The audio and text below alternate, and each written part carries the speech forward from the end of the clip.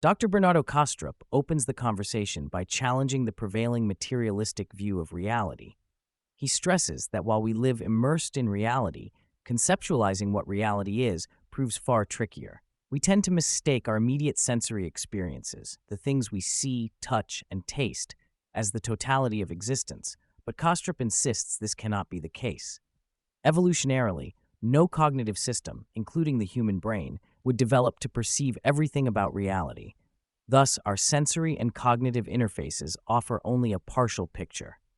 Kastrup highlights key philosophical and scientific difficulties in accounting for consciousness and physical entities strictly in material terms.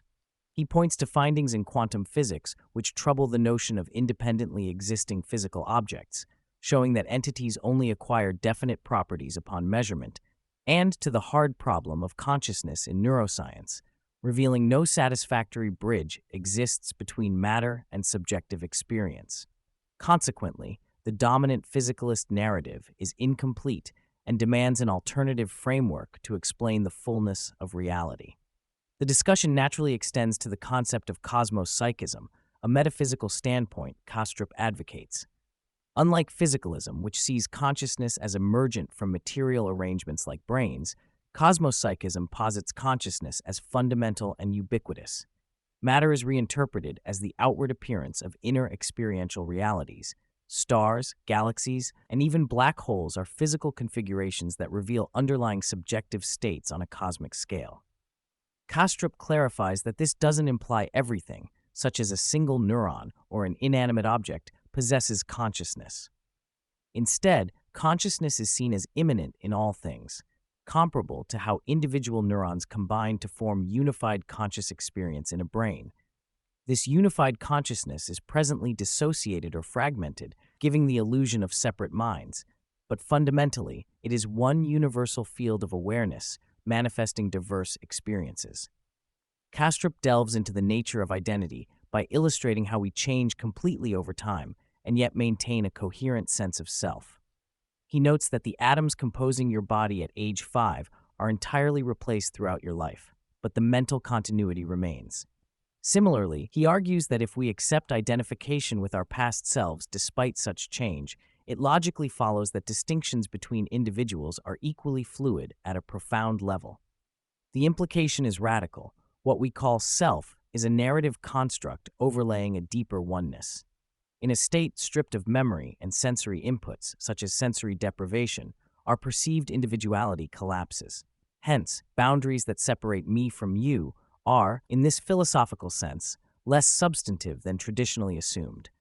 This realization undergirds Kastrup's call for a mature, sober form of compassion that recognizes the shared essential nature across all people. During the conversation, Kastrup warns about the existential risk posed by the loss of meaning in contemporary life. He argues that denying transcendence, understood as connection to a reality beyond immediate material concerns, robs us of the primary source of meaning that has sustained human cultures throughout history. Without it, individuals are compelled to seek substitute sources of meaning, often resulting in compensatory behaviors or distractions. This existential void partially explains the cultural phenomena observed today, such as addiction to consumerism, entertainment, and social media outrage. Kastrup points out that our unnatural modern lifestyles have disconnected us from innate instinct and nature's rhythms. The resulting fragmentation leaves a deep psychological lack that original metaphysical and spiritual ideas once addressed, emphasizing that re-engagement with these dimensions is crucial for psychological and societal health. Kastrup addresses the common challenge posed by skeptics demanding proof of non-materialist claims. He notes that science and philosophy rarely deal in absolute proofs, operating instead on hypotheses supported by varying strengths of evidence. For instance, quantum experiments invalidate some basic materialist assumptions, but do not prove cosmos-psychism definitively. He encourages a rigorous but open-minded approach, while criticizing dogmatic materialism for ignoring or misrepresenting the significant gaps in current scientific understanding. He emphasizes that dismissal of metaphysical exploration as mere mental masturbation reflects ignorance more than intellectual rigor. Moreover, By underscoring the challenges faced by modern physics and neuroscience, Kastrup legitimizes metaphysical speculation as an integral part of the quest to understand reality rather than a fringe endeavor.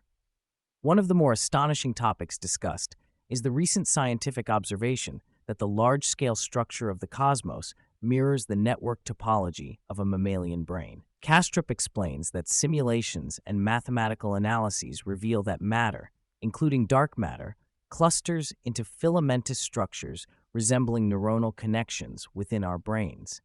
While the universe cannot be a brain in the organic sense due to physical constraints like the speed of light and the inability to form integrated feedback loops necessary for self-reflection, this fractal similarity suggests that fundamental organizing principles recur at multiple scales. Such findings may hint at a cosmic mind or intelligence operating beneath physical appearances, lending empirical weight to cosmos psychism and inspiring new avenues of metaphysical and scientific research. Shifting toward practical implications, Kastrup discusses how mind and body are inseparable under the cosmos-psychist framework, where physical processes are mental processes expressed outwardly. This view naturally accommodates phenomena such as the placebo effect and psychosomatic interactions, which orthodox materialist medicine struggles to explain coherently. Referencing empirical studies such as those by Professor Michael Levin, Kastrup highlights experiments demonstrating that manipulating bioelectrical fields can inhibit cancer growth despite aggressive genetic mutations.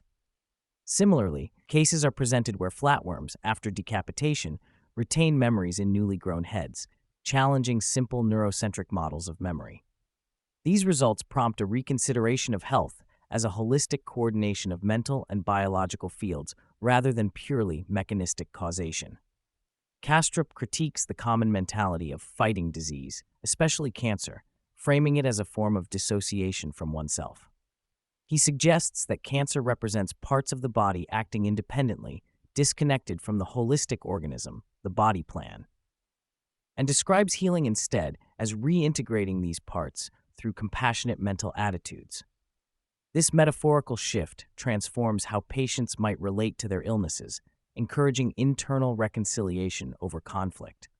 By recognizing cancer and other illnesses as manifestations of psychological and physiological dissociations, Kastrup envisions treatments not only medical but also deeply psychological and metaphysical, emphasizing self-compassion and holistic healing. Kastrup offers a profound reinterpretation of death based on analytic idealism. Life is understood as a dissociative process within one universal consciousness, segregating individual subjective experiences via boundaries like physical bodies and sensory organs. Death, then, is not annihilation but the cessation of this dissociation, the dissolution of the boundary separating you from the universal mind. He likens death to waking from a dream. The dream self ceases, yet consciousness expands vastly as the individual reconnects to a broader reality. Recent neuroscientific insights into psychedelic states, which suppress brain activity and temporarily dissolve ego boundaries, provide a partial model for the dying experience.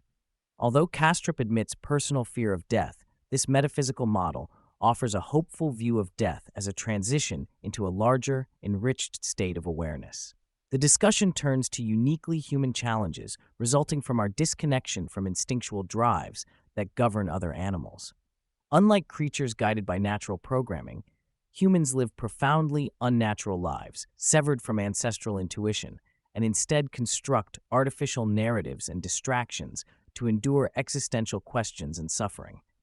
Kastrup references Nietzsche's concept of the last man, who seeks superficial pleasures as a distraction from deeper realities. This dynamic fuels the consumerist and digital distraction culture, revealing a kind of collective psychological evasion.